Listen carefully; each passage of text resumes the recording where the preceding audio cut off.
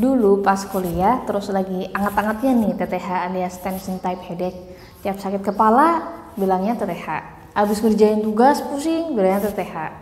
Abis lembur nonton drakor pusing bilangnya TTH. Lagi bokeh pusing bilangnya TTH ya. Jadi sebenarnya TTH itu apa sih? Lalu bagaimana manajemen fisioterapinya? Saksikan penjelasannya di video ini ya. Jangan lupa subscribe biar channel ini makin berkembang. Check it out.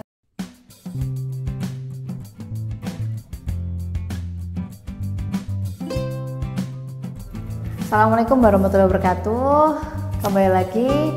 Kali ini kita akan bahas tentang TTH alias tension type headache, atau sakit kepala tipe ketegangan ya. Ditandai dengan nyeri seperti membelit. Nyerinya tidak berdenyut, artinya tidak nyut-nyutan. Nah, nyerinya ini berbeda dengan migrain.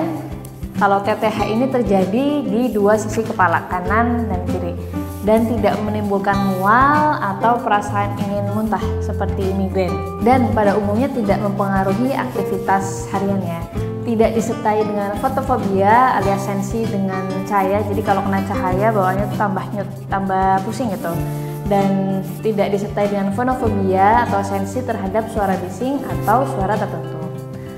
Nah, untuk frekuensinya bisa berulang dan durasinya dapat terjadi hanya beberapa menit saja sampai dengan beberapa minggu.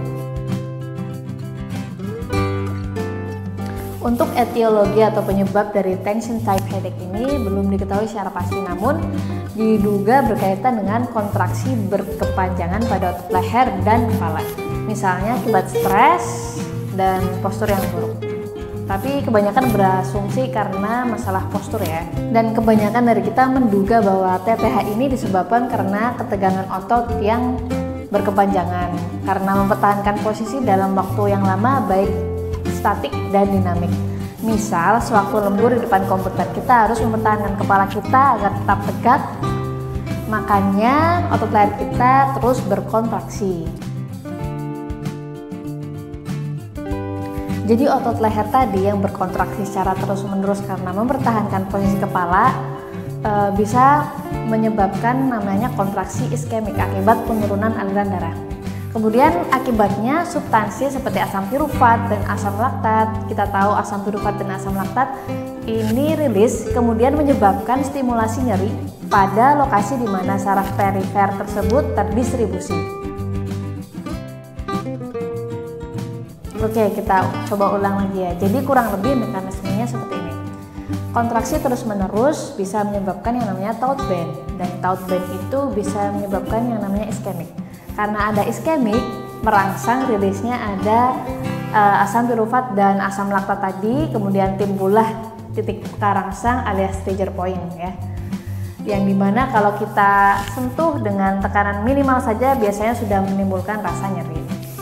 Nah, ada juga yang mengkaitkan antara spasma dengan fluktuasi neurotransmitter atau keadaan neurotransmitter dan neurotransmisi yang imbalance. Nah, perubahan rilisnya neurotransmitter yang tidak seimbang, ada yang hiper seperti itu ya, sehingga mempengaruhi transduksi nyeri tadi. Nah, jika keadaan ini kita biarkan terus-menerus, nanti lama-kelamaan akan muncul yang namanya nyeri rujukan. Makanya dari leher nanti bisa sampai ke kepala gitu kan ya. Jika kita analisa asal muasal nyeri rujukannya, kita bisa lihat dari otot leher ya.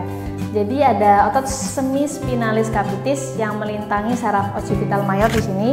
Nyeri rujukannya bisa sampai ke daerah parietalis. Kemudian ada levator scapula dan upper trapezius. Nyeri rujukannya bisa sampai ke occipital dan temporal ya, bisa juga ke mata.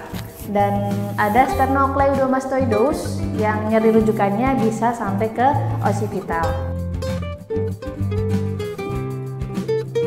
Udah mulai pusing? Tapi kita lanjut ke pemeriksaan ya. Pemeriksaan yang pertama ada inspeksi, kita bisa lihat dari wajah apakah pasien mengerutkan dahinya, dan dari matanya apakah saling mendekat. Kemudian kita lihat rahangnya apakah tegang. Biasanya normalnya orang kalau tidak tegang rahangnya agak sedikit terbuka ya, ada celahnya gitu. Kemudian kita lihat saat berdiri, duduk, bagaimana posisi kepala dan bahunya. Kemudian pemeriksaan selanjutnya kita bisa palpasinya dengan jari yang paling sensi yang mana ya, kita biasanya pakai telunjuk atau jari tengah.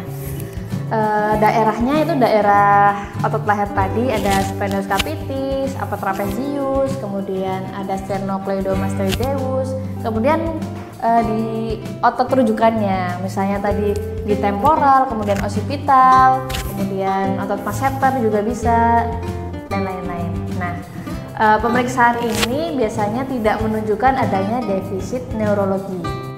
Kemudian kita bisa melakukan pemeriksaan gerak aktif dan pasif khususnya pada servikal untuk mengetahui ada atau tidaknya disfungsi biomekanikal. Nah, yang menariknya, studi yang dilakukan oleh Madsen et al. Mengungkapkan bahwa pasien dengan TTH memiliki kekuatan otot leher untuk ekstensi yang lebih rendah.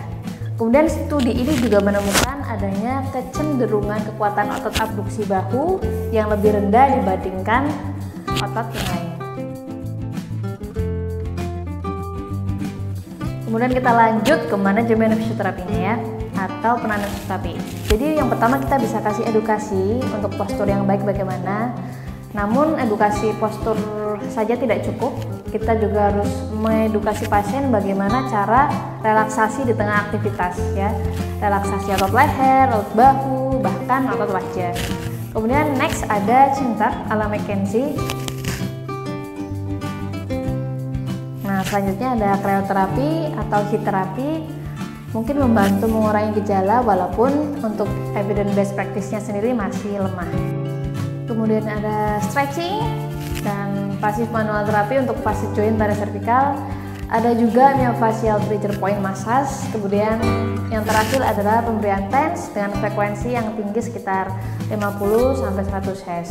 Tentunya yang lebih nyaman daripada frekuensi yang rendah.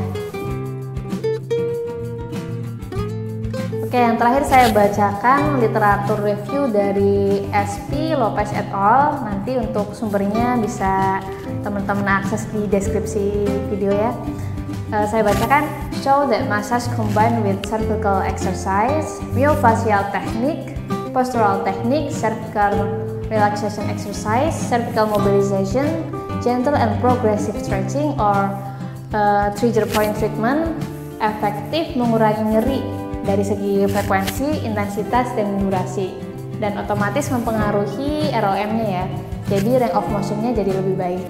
Dan untuk manual terapi sendiri, walaupun evidence based practice-nya masih lemah, mungkin efektif jika untuk menambah range of motion leher. Tapi jika untuk mengurangi nyeri, agar lebih efektif seperti literatur review tadi, sebaiknya dikombinasikan dengan massage. Dan perlu diingatkan kembali bahwa manual terapi itu tidak direkomendasikan pada kondisi artritis dan penyakit pembuluh darah lainnya. Oke, sekian pembahasan kali ini. Terima kasih sudah menonton video ini. Ketemu di video selanjutnya. Wassalamualaikum warahmatullahi wabarakatuh.